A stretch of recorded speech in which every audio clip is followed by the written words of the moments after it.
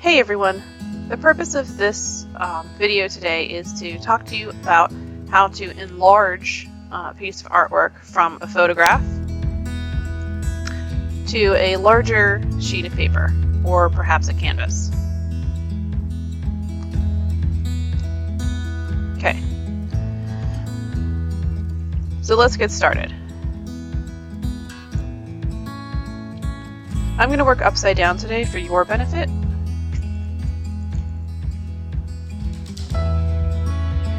So first you're going to need one of these plastic sleeves, especially if you're in painting class. Sometimes we don't use these for drawing, but most days we do. You're going to slide your photo into the sleeve. This just protects the photo from damage. You can always grid again on the sleeve.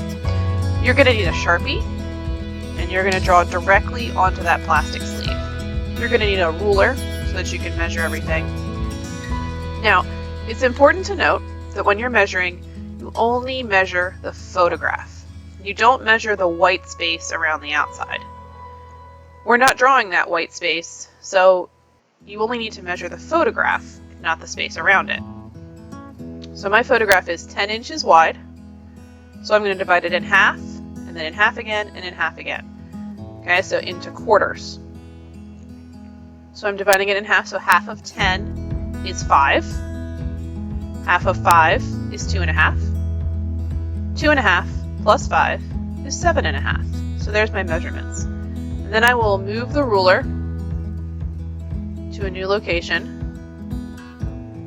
and create those same marks again. So 2.5, 5, 7.5. Now I've marked in 2 spots. I can line up my marks and make a nice straight line. Don't eyeball this, don't wing it, always mark in 2 places and then line up your marks. Okay, so I've divided my image into quarters one way. I need to divide it in the other direction as well. So this is 8 inches wide. So I'll mark 4 for half of 8. Half of 4 is 2. 2 plus 4 is 6. So 2, 4, and 6. This is my measurement. Make sure that, again, you're marking in 2 places and lining up your marks. Keep in mind that your photograph might be different measurements than this. This is 8 by 10, but you might have a photo that measures differently. You have to do the math for your individual photograph. There's my grid. So I have 16 even boxes.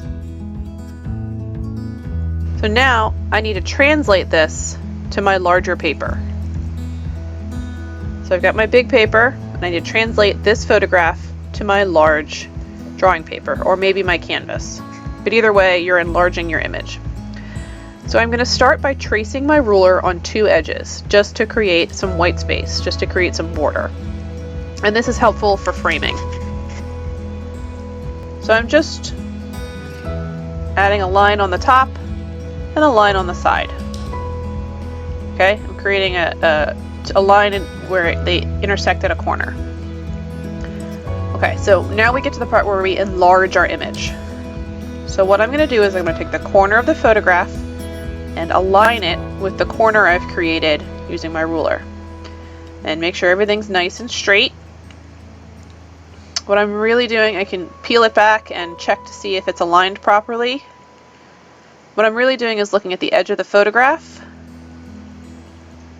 and aligning it with my pencil marks on my paper. Make sure it's straight, and then take your ruler and line it up with the top corner of your photograph through the opposite corner of your photograph on the diagonal, and now draw a line on your large paper. If your ruler's not long enough, you can move it and extend that line as far as you need it to go. Okay, so this diagonal that I've just created will be how I determine the size of my drawing. So I've got side 1 and side 2, but now I need to create side 3 and side 4 for my rectangle. So if I've got this top corner, the bottom corner has to land somewhere on that diagonal line. It could be way out at the edge. It could be closer to the center. It doesn't matter as long as it lands on that diagonal line someplace. So if I'm placing it here, I'm going to measure from the top down of my paper, measure the same distance this way, and then line them up. Okay, so that's going to be the bottom of my picture space. Notice how the border is not the same as the top and the bottom. It doesn't have to be even. I'm doing the same thing on the other side. Okay, measure, line it up, and there is my picture space. That's what I'm drawing. Okay, it does not matter that the border is not even on all four sides. That's just excess that we'll cut off later. So now we need to translate our grid to this larger image. What we've done here is created a proportional rectangle. Proportions are super important in this situation. So if you were, for example, drawing an image from an Instagram photo that's perfectly square, you would want to make sure that your final drawing is square. If you're working from, say, a panoramic image, you would want to make sure that your drawing is a long rectangle. It's important that the proportions be the same, otherwise your image will be skewed. So I found that this explanation of proportion works really well when I show you how to do it digitally. So for my example today, I'm going to be using an adorable picture of a kitten. Here's our kitten. Who wouldn't want to paint this kitten? So when you're enlarging an image, you have to make sure that the shape of the rectangle, the proportion of the rectangle, stays the same. If you stretch it too far in one direction or the other, it will skew the image and make it look stretched or unnatural.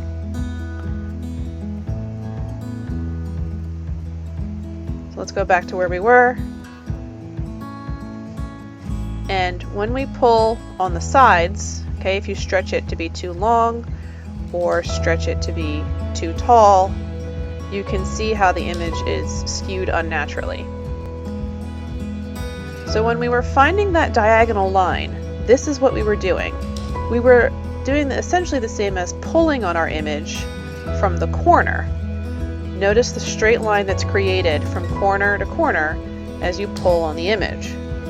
This is a proportional rectangle. The shape of the rectangle, the relationship of the sides, all four sides, doesn't change as long as you enlarge it through the corner. So let's look at this more closely. Okay, here's my enlarged image. And now here's my original size image. And I'm going to place my original on top of my enlarged image. And when I draw a straight line from corner to corner, you can see it pretty clearly. Okay, you can see that straight line. When I draw it from the upper corner of my original photo through the bottom corner of my original photo,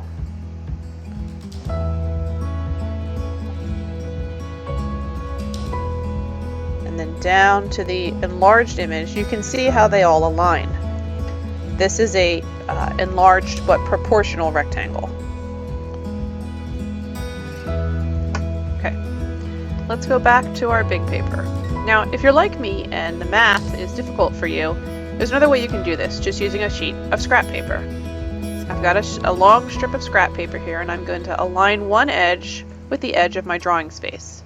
I'm going to mark the location of the edge of my drawing space on the opposite end and fold the piece of paper in half, fold it in half again, and now I've got quarters. So now I can take those fold creases and just mark out where my quarters are. Same thing on the other side. 1, 2, and 3. And then just line up your marks to create nice straight lines. Sometimes your enlarged box is just an unusual measurement, and this is an easier way to do it than trying to do the math to measure it out. I can take the same strip of paper and do the same thing in the other direction.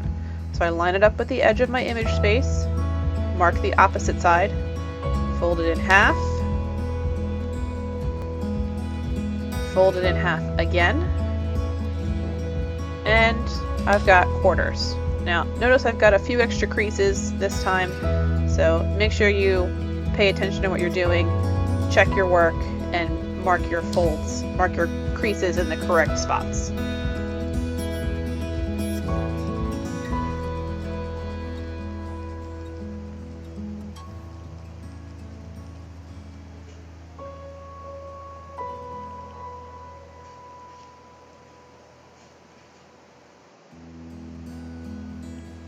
Alright, now that I've done my grid, I've matched my grid to my photograph, and I have 16 corresponding boxes that are all in proportion.